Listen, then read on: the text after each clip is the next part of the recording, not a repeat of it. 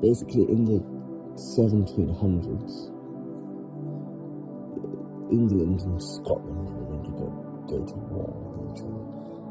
And the only reason they didn't was because the colour pink was extracted from melon. And the Scottish army found this melon, they discovered this pink that was in the melon. And basically showing it to the English army, they stopped the war because they were so fascinated by this new hue that they'd found in the pink, which was very interesting, and it stopped the war. In the Victorian times, the color pink, actually, there was a study that was taken back in the Victorian times, and basically people would paint their room different colors, blue, purple, and pink, and it showed that the pink was actually the color that people would sleep they'd sleep the best with the color pink painted on the room. So, yeah.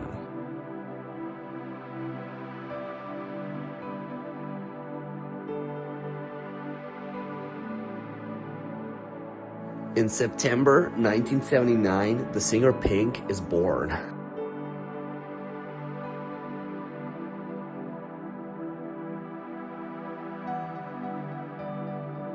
In the 15th century, pink was first discovered as a color that you can use to make lots of really cool treats from. You can make sweets from it. You can make even cakes from it.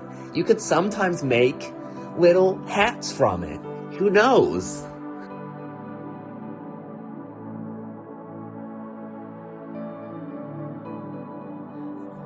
Alright, little fuckers. Spencer over here. Basically, I remember when this happened a long time ago. It was a really amazing thing that happened, basically, in the history of pink. Anyway, in 476 AD, the debate of whether pink is not a shade ended the Roman Empire. Imagine that. The whole Roman Empire, these little fuckers, with all their swords and shit, these little fuckers, they were so powerful for so long, but none of them knew whether pink was a shade. So in the end, these fuckers ended up breaking up, and the Roman Empire fell because no one could decide whether it was a shade or not.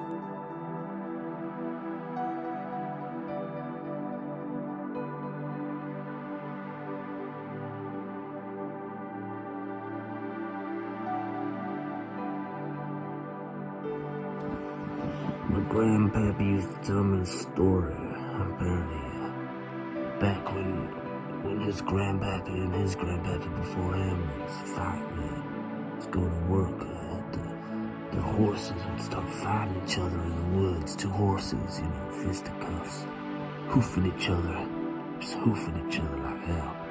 Terrible. And, one time this was going on and one of the horses was split open. And it started goo, all this pink goo was coming out, and he was like, whoa, what's going on? And this sparkly pink that he sold it in jars, and that's the story of how you get the pink juice in the market. That's where that came from, that pink juice that you buy in the market with a little spoon. And that's my great-great-great-great-grandpapa.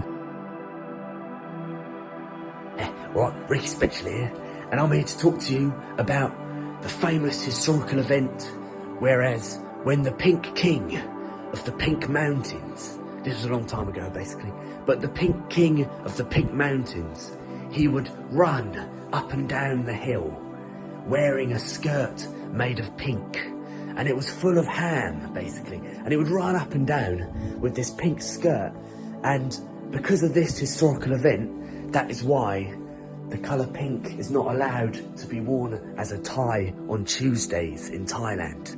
Fascinating, mate, fascinating.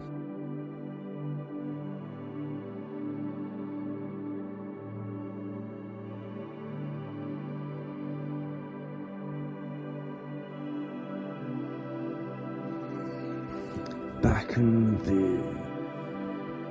the early 7000 BC, I think it was, pink was very rare. You couldn't find it much.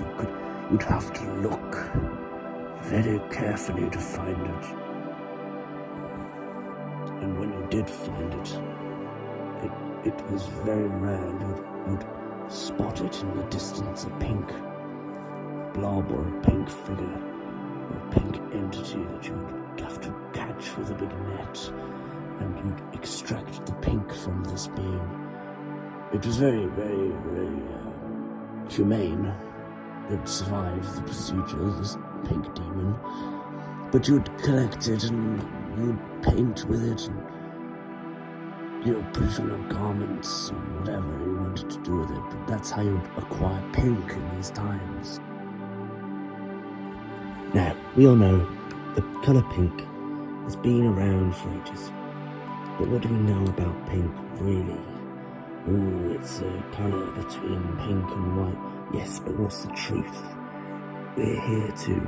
I'm here, me, I'm Rex Thornbush, right? And I'm an amazing person. I'm very handsome and I'm very cool.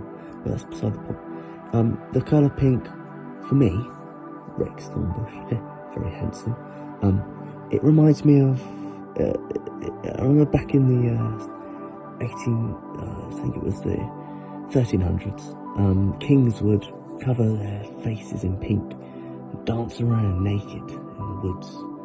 And this was thought to the colour pink on their face would bring them good fortune. And turns out it didn't, because the paint was poisonous, so it messed them up. So that's a story about pink. The moral of the story is that I'm very handsome. Right, fuck me. It's me, Gordon Ramsay. And I remember the first pink souffle that was ever created in the year 1700. I have actually tried this souffle in reality, and fuck me, it was rank. It was raw, and it was dry. Fucking hell.